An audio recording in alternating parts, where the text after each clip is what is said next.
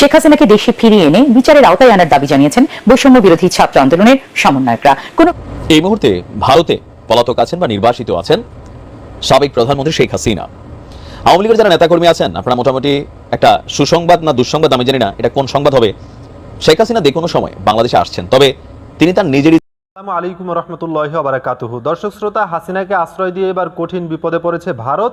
এদিকে কোটা সংস্কার আন্দোলনের সমন্বয়করা এবং কোটা সংস্কার আন্দোলনকারী ছাত্ররা এবার দাবি জানাচ্ছে শেখ হাসিনাকে দেশে এনে কঠোর শাস্তির মুখোমুখি করা হবে এবং তাকে বিচারের আওতায় এনে ফাঁসি দেওয়া হবে। দর্শক, এবার কোটা সংস্কার আন্দোলনের সমন্বয়করা কি বলছেন জানিয়ে দেব সে বিষয়ে বিস্তারিত। সাথে সাথে আরও থাকছে ভারত এবার কঠিন বিপদে পড়েছে হাসিনাকে নিয়ে।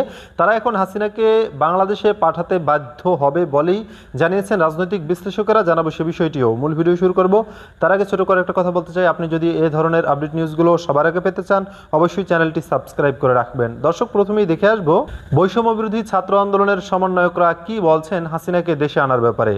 আসসালামু আলাইকুম, আমি নাইম দক্ষিণ কোরিয়া থেকে।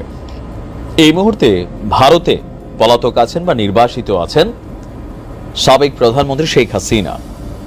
আওয়ামী লীগের যারা নেতাকর্মী আছেন, আপনারা মোটামুটি একটা সুসংবাদ না দুঃসংবাদ আমি জানি না এটা কোন সংবাদ হবে, শেখ হাসিনা যে কোনো সময় বাংলাদেশে আসছেন, তবে তিনি তার নিজের ইচ্ছায় আসার চেয়ে, যেটা এই মুহূর্তে ভারতের সংকট দাঁড়িয়েছে যে বাংলাদেশের সাথে কূটনৈতিক সম্পর্ককে ঠিক রাখতে হলে আদালত যদি নির্দেশ করে বসে, অলরেডি নিয়ে প্রসিডিং চলছে, ভারত থেকে শেখ হাসিনাকে বাংলাদেশে ফেরত আনা হবে।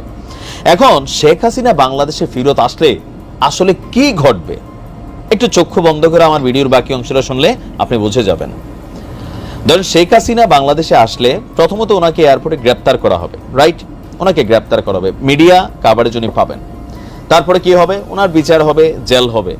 খালেদা জিয়ার সাথে যা ঘটছে, আমি এইটাই অনেক ভিডিও বলছিলাম যে খালেদা জিয়া হয়তো একজন কাজের মহিলা পাইছিলেন, শেখ হাসিনা হয়তো ওইটাও পাবেন না। কিন্তু আরেকটা ভিন্ন চিত্র আপনি দেখতে পাবেন। ডক্টর মোহাম্মদ ইউনূসের যে সরকার, এই সরকারের এথিক্স কোনটা? যারা অপরাধী তাদের বিচার হবে, যারা অন্যায়কারী লুটেরা তাদের বিচার হবে। তো আওয়ামী লীগের শাসনামলে বাংলাদেশে মার্চের ভোটে আওয়ামী লীগের প্রায় নিয়ার অ্যাবাউট 40% সমর্থন আছে।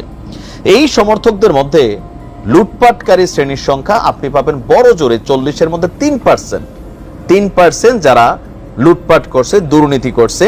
কিন্তু বাকি 37% মানুষ এখনো কিন্তু বাংলাদেশে আছে, তারা ঘাপটি মাইরা আছে অথবা নেতৃত্ব শূন্য অবস্থায় সামনে আসতে চাচ্ছে না বা একত্রিত হতে পারছে না। এখনো আওয়ামী লীগ যদি একত্রিত হয়, এটা কিন্তু একটা টেনশনেবল ফোর্স, টেনশন হওয়ারই বিষয়, কারণ টাকা আছে, ক্ষমতাটা এখনো আছে। আর যা ঘটছে বাংলাদেশে, ভিতরে গোসা আছে, জিদ আসে। আবার ইতিহাস বলে বারবার যে রাজপথের আন্দোলনে বিরোধী দল হিসেবে যখন আওয়ামী লীগ থাকে, তখন আওয়ামী লীগের মতন সুপার পাওয়ার এদেশের রাজনৈতিক ইতিহাসে খুব কম দলই প্রকাশ করতে পারছে। যেমন ধরেন 96-তে সম্ভবত বিএনপি কিন্তু তত্ত্বাবধায়ক বাদ দিয়ে নির্বাচনটা করে ফেলছিল, ক্ষমতাটা নিয়ে আনিছিল, কিন্তু ধৈর্য রাখতে পারেনি আওয়ামী লীগের জন্য। আওয়ামী লীগ কিন্তু খুবই এই জায়গায় শক্ত একটা খেলোয়াড়। আবার আওয়ামী লীগ যখন তত্ত্বাবধায়ক সরকার এস্টাবলিশ করে ফেললো বাদ দিয়া নির্বাচন, বিএনপি কিন্তু ওইখানে ওইভাবে আওয়ামী লীগরে পতন করাইতে পারে নাই। যে কোনো কারণে হোক, খেলাতে আসে কোনটা? জয় বিজয়। তো এখন যদি শেখ হাসিনা বাংলাদেশে আসেন, তিনি যদি জেলেও থাকেন, ওনার তার ফাঁসি দিয়ে দিবে না, এটা হবেও না। জেল হবে, ডিভিশনগত সুবিধা পাবেন। ডিভিশনগত সুবিধা তো বোঝেনি। অনেকে মনে করেন যে ওনার রিমান্ড হবে, অনেক থেরাপি টেরাপি, এগুলা ভুল। যারা এই লেভেলের, আইন সবার জন্য সমান না, আমাদের মন্ত্রী এমপিরাও কিন্তু আলাদা ডিভিশন পায়, মানে জেলের মধ্যে একটা সুন্দর রুম থাকে, সেখানে তারা ভালো ভালো খায়, কম বেশি আর কি। তাদের সুযোগ সুবিধা, চিকিৎসা, এখানে অনেক কিছুই আলাদা হয়, যেটা আমার আপনার মতন সাধারণ মানুষ আমরা যেরকম ভাবি ওই রকম না। কিন্তু মাঠে যে আওয়ামী লীগ শূন্য একটা অবস্থান তৈরি হয়েছে, সেটা কিন্তু আওয়ামী লীগ শূন্য থাকবে না। এখন যেমন 10 জন সমন্বয়ক বা 5 জন বিএনপি নেতা চাইলেই একজন বাড়িতে গিয়া আওয়ামী লীগের একটা প্রতিষ্ঠানে আপনি হাত দিয়ে ফেলতে পারতেছেন, একজন মানুষের পিটাই ফেলতে পারতেছেন, অথবা একটা ব্যবসা দখলদারিত্ব নিতে পারতেছেন, ওইটা কিন্তু থাকবে না। কেন থাকবে না?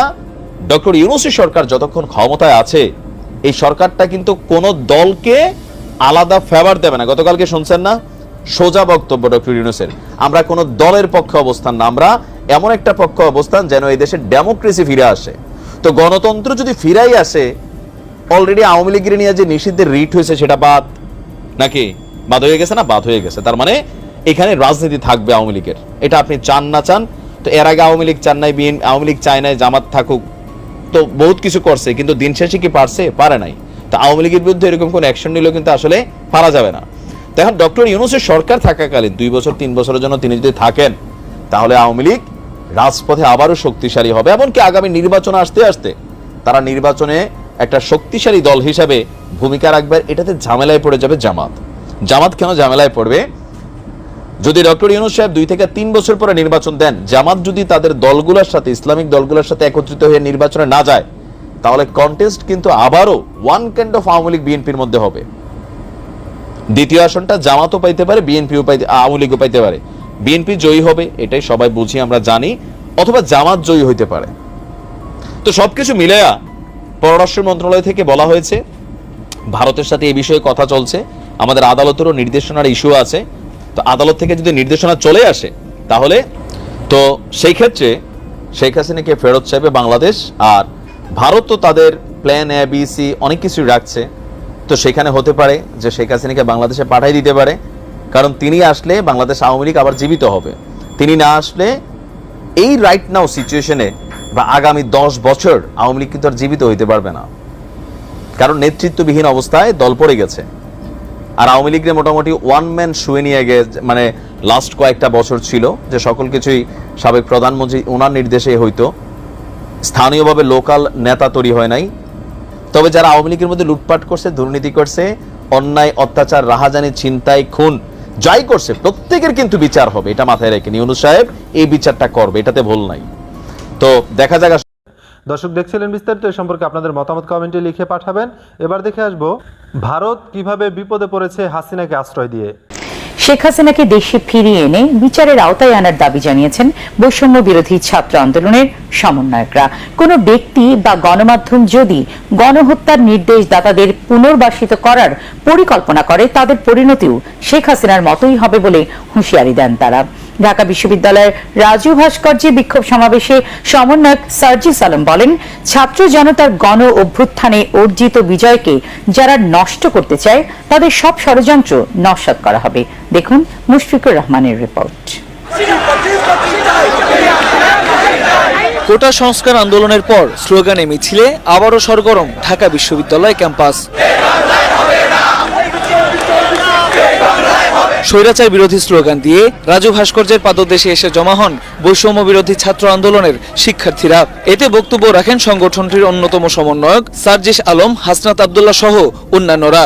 তারা বলেন, শেখ হাসিনাকে যারা পুনরায় ক্ষমতায় আনতে চায়, তাদের 20 দাঁত ভেঙে দেয়া হবে। যারা খুনিদের পুনর্বাসিত করার চেষ্টা করছে, তাদের পরিণতিও শেখ হাসিনার মতো হবে বলেও হুঁশিয়ারি দেন আন্দোলনের নেতারা। যারা খুনিদেরকে পুনর্বাসন করার জন্য ব্যাকস্টেজে মেকানিজম করছেন, আপনাদের এই প্লটিং এর আমরা 20 দাঁত ভেঙে দিব। আমরা সচেতন করে দিতে চাই উপদেষ্টাদের। আমরা ছাত্র ছাত্রতা যেভাবে তাদেরকে উপদেষ্টা বানিয়েছি, একইভাবে গদি থেকে ছুড়ে নামাতে আমরা দিদাবো। 250-টিরও বেশি ডিজাইন অপশন নিয়ে ওয়ালটন স্মার্ট ফ্রিজ, বোঝে আপনার প্রয়োজন।